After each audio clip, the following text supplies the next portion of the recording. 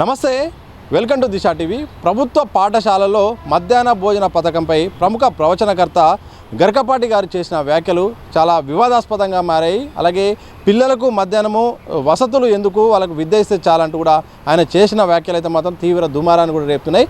ఇదే అంశంపై మాట్లాడదాం. మనతో పాటు పిడమర్తి రవి గారు ఉన్నారు, కాంగ్రెస్ సీనియర్ నేత, అలాగే ఉద్యమ నాయకులు. ఏం చెప్తారు గరికపాటి వ్యాఖ్యల మీద? మధ్యాహ్న భోజనం పథకం అవసరమా, విద్య ఇస్తే చాలని కూడా వారు అంటున్నారు. ముందుగా అందరికీ నమస్కారం. అంటే గరికపాటి గారు అంటే తెలుగు రాష్ట్రాల్లో చాలా అందరికీ అభిమానం. ఎందుకంటే ఆయన చాలా విషయాల మీద మాట్లాడుతూ ఉంటారు. మొదటిసారిగా గరికపాటి గారు యొక్క మాటల్ని నన్ను చాలా బాధ పెట్టినాయి. ఎందుకంటే మార్నింగ్ వచ్చేటప్పుడే వింటా ఉన్నా ఆయన వ్యాఖ్యలు కూడా, అవి అంతా కూడా చాలా ఖండించదగ్గవి. ఆయనకు ఉన్నత విద్యావంతుడు, ఈ సమాజాన్ని అన్ని విషయాలపైన స్పందించే వ్యక్తి. చిన్నపిల్లల ఆహారం పైన అంత ఘాటుగా ఎందుకు స్పందించడం నాకు అర్థం కావట్లేదు. క్రమంగా వాళ్ళ మనసులో ఏదో ఉన్నట్టు అనిపిస్తూ ఉంది. మొన్న మందుల సామయ్య గారు అన్నటువంటి మాటలకు ఎంత బ్రాహ్మణ సమాజం ఎంత బాధపడింది. ఇవాళ విద్యా సమాజం, చదువుకుంటున్నటువంటి ఆ విద్యార్థుల తల్లిదండ్రులు, పేదలు అంతా కూడా కూలీలు, వాళ్లకు ఇంత భోజనం పెడితే దాని మీద బాధపడేది. గుడ్డు గాడిద గుడ్డు అట్లాంటి మాటలు కాదు. ప్రభుత్వము మధ్యాహ్నం పూట భోజనము ఇవాళది కాదు. ఇవి దాదాపు 30-40 ఏళ్ళ క్రితం ఎన్టీఆర్ కాలంలోనే ప్రారంభమైంది ఇది. ఎందుకంటే విద్యార్థులని స్కూల్కు తీసుకురావడంలో భాగంగా ప్రభుత్వం తీసుకున్నటువంటి చర్య అది.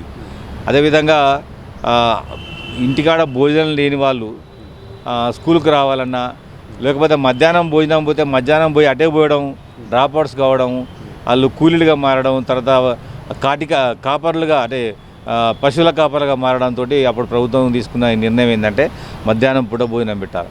ఇప్పటి గవర్నమెంట్ కూడా, ముఖ్యమంత్రి గారు ఇంటిగ్రేటెడ్ స్కూల్స్ పెట్టి ఆ స్కూళ్ళన్నిటి కూడా ఒక్కడ తీసుకొచ్చి ఇంటర్నేషనల్ స్థాయి స్కూల్స్ పెట్టాలన్నాడు. విద్యనే కాదు, వాళ్ళకు భోజనం పెడితే తప్పే ఉంది. ప్రభుత్వం దగ్గర డబ్బు ఉంటుంది. ఆ పేదలైనటువంటి వాళ్ళకి ఇంత మధ్యాహ్నం పూట భోజనం పెడితే దాంట్లో వచ్చిన నష్టం ఏమీ లేదు. ఈ సమాజం అంతా మొదటగా ప్రభుత్వం దగ్గర ఉన్న డబ్బుని వెచ్చించాల్సిన బాధ్యత బాల్యం పైన, వాళ్ళ విద్య పైన. కొన్ని దేశాలు అయితే నిర్బంధ విద్యనే ఉన్నది, ఖచ్చితంగా చదువుకోవాలి, వాళ్ళే భోజనాలు పెడతారు, వాళ్ళే అన్నీ చేస్తారు. అటువంటప్పుడు ఈ దేశంలో మధ్యాహ్నం పూట, ఈ రాష్ట్రంలో తెలుగు రాష్ట్రాల్లో మధ్యాహ్నం పూట భోజనము, ఉదయం పూట అల్పాహారం పెట్టాలని కూడా ప్రభుత్వం మన బడ్జెట్లో పెట్టింది. దాన్ని మనం స్వాగతించాలి తప్ప దాన్ని వ్యంగ్యంగా మాట్లాడాల్సిన అవసరం లేదు. ఎందుకంటే గరికపాటి సామాజిక వర్గానికి సంబంధించిన వాళ్ళు ఎవరు కూడా ఈ మధ్యాహ్నం భోజనం తినరు, ఈ మధ్యాహ్నం భోజనం పెట్టే స్కూల్కి వెళ్ళరు. కాబట్టి ఆయన అక్కసంతా కూడా పేద వర్గాలు మొత్తం కూడా భోజనం చేయడానికి కూడా తట్టుకోలేకపోతున్నట్టుగా అనిపిస్తుంది. వాళ్ళకి విద్య అందియడం కూడా వాళ్ళకి ఇష్టమైనట్టుగా అనిపిస్తుంది.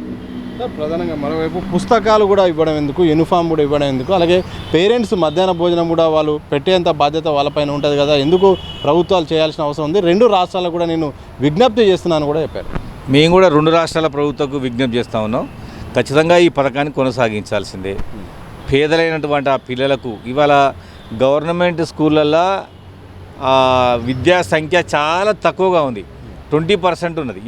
ఒక ప్రైమరీ స్కూల్లో 20-30 మంది, హై స్కూల్లో 100 మంది దాటితే ఎక్కువ. అటువంటిది సంఖ్య చాలా తక్కువగా ఉన్నది. దాన్ని ఇంత పెద్దగా తీసుకోవాల్సిన అవసరం లేదు. వారి స్థాయికి ప్రభుత్వాలు విజ్ఞప్తి చేసి ఇటువంటి వాటిని చేయొద్దని చెప్పడం కూడా దుర్మార్గమైన ఆలోచన. అలాంటి వ్యక్తికి ఆ స్థాయికి తగ్గదు. ఇవాళ పిల్లల భవిష్యత్తే దేశ భవిష్యత్తు. వాళ్ళు చదువుకోకుండా సమాజంలో పడితే అది మనకే నష్టం. కాబట్టి ఖచ్చితంగా దీన్ని కొనసాగించాలి. ఇంకొక అవకాశం కూడా వాళ్ళకి ఇవ్వాలి. ఏంటంటే వాళ్ళకి ఇచ్చే డ్రెస్సుల విలువెంత, వాళ్ళకి మధ్యాహ్నం పూట భోజనం పెట్టే ఖర్చు ఎంత, అవన్నీ కూడా అక్కడ ఉన్నటువంటి మధ్యాహ్నం పూట కార్మికులు పనిచేసినాక ఎప్పుడో సంవత్సరానికి 2 సార్లు 3 సార్లు ప్రభుత్వం బిల్లు ఇస్తుంది. కోడిగూడ్ల లెక్క కూడా రాసుకోలేకపోతే టీచరు సామాజిక బాధ్యత కదా అయింది. ఆ రోజు పిల్లలు ఎంతమంది వచ్చారు, ఎన్ని కోడిగుడ్లు ఉన్నాయి, 1 నిమిషం పని. అదేవిధంగా ఒక పాఠశాల ఉన్నప్పుడు అందులో ఒక డ్రిల్ మాస్టర్ ఉంటాడు, ఒక హెడ్ మాస్టర్ ఉంటాడు, ఇంకా చాలా చాలా రకాలుగా చూసుకునే వ్యవస్థ ఉంటుంది. కాబట్టి మనం రెసిడెన్షియల్ స్కూల్స్ పెట్టుకొని భోజనాలు పెడుతున్నాం, రెసిడెన్షియల్ స్కూల్స్ పెట్టుకొని బట్టలు ఇస్తున్నాం, బుక్స్ ఇస్తున్నాం. బుక్స్ ఎవరు ఇవ్వాలి? సమాజం దగ్గర సంపద ఉన్నప్పుడు ఆ సంపదని ఎవరికి పంచాలి? పేదలకే పంచాల్సింది. ఆ పేద పిల్లలకు ఇవాళ అన్నం పెడుతున్నాం, ఆ పేద పిల్లలకు డ్రెస్సులు ఇస్తున్నాం, పేద పిల్లలకు కోడిగుడ్డు ఇస్తున్నాం. దీని గురించి ఇంత డిస్కషన్ ఎందుకు? దీని గురించి చర్చ చేసి ప్రభుత్వాలకు విన్నవించడం ఏందో నాకు అర్థం కావట్లేదు. గరికపాటి నరసింహరావు గారు పెద్దలు, వాళ్ళు ఇప్పటికైనా మాట్లాడుకొని దాన్ని మళ్ళీ వెనుకకు తీసుకొని ప్రభుత్వానికి విజ్ఞప్తి చేయాలి, ఇంకెక్కువ పెట్టాలని కోరుకోవాలి. పేద పిల్లలకు 3 సార్లు నెయ్యితో పాటు మధ్యాహ్నం పూట చికెన్ మటన్ పెట్టాలని చెప్పాల్సిన వ్యక్తి కోడిగుడ్డు తినడం కానీ దుర్మార్గమైన మాట. మరోవైపు పాఠశాలల మౌలిక సదుపాయాలు కూడా పెద్ద చర్చ జరుగుతుంది. పాఠశాలను కూడా మార్చాలని ఒకవైపు ప్రభుత్వ పాఠశాలలు కొన్ని కూడా మూతపడుతున్నాయి. ఇలాంటి సందర్భంలో ఒక విద్యార్థి నేతగా ఏం చెప్తారు? అంటే ప్రభుత్వము ఇప్పుడు అప్పట్లో అయితే చాలా స్కూల్స్ ఉండేవి, ఇప్పుడు విద్యార్థుల సంఖ్య తగ్గింది, ఉపాధ్యాయుల సంఖ్య తగ్గింది. అందుకోసమనే ముఖ్యమంత్రి గారు ప్రతి నియోజకవర్గంలో 250 కోట్ల రూపాయలతోటి ఇంటిగ్రేటెడ్ స్కూల్, ఆ స్కూల్లో అన్ని కులాలు అన్ని మతాలు ఉండేటట్టుగా వసతి సౌకర్యం ఉండేటట్టుగా ఇంటర్నేషనల్ స్కూల్ని ఏర్పాటు చేస్తుంటే ఆల్రెడీ ప్రారంభమైంది. చాలా ప్రాంతాలలో అంటే అడ్వాన్స్గా దాన్ని మోడల్ స్కూల్గా అన్నిటిని కూడా ఏర్పాటు చేస్తుండ్రు.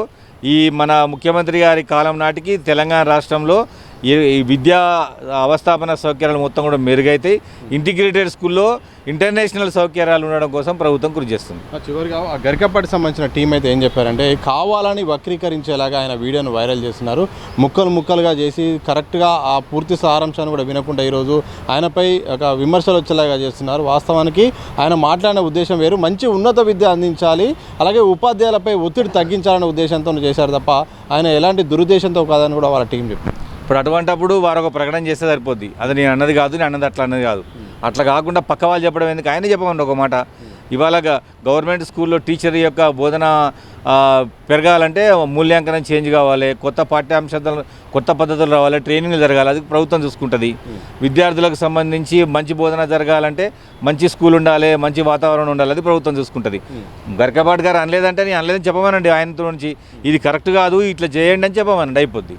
సార్ చివరిగా ఇలాంటి వ్యాఖ్యలు చేయకుండా ఎవరైనా విద్య గురించి కానీ ప్రభుత్వం నుండి రావాల్సిన పథకాలు కానీ అవకాశాలను కూడా రాకుండా ఇలాంటి వ్యాఖ్యలు చేసేవారికి చివరిగా ఏం చెప్తారు?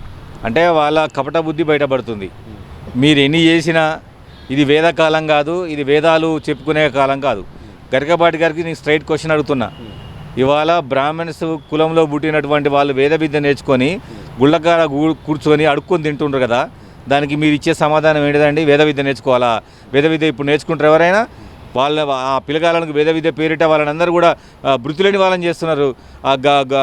గుళ్ళల్లో వాళ్ళని పంతులుగా చేయడం వల్ల వాళ్ళకు వచ్చే జీతం ఎంత అండి? వాళ్ళని ఎందుకు ఇట్లా చేస్తున్నారు మీరు? ఇటువంటివి మానుకోండి దయచేసి.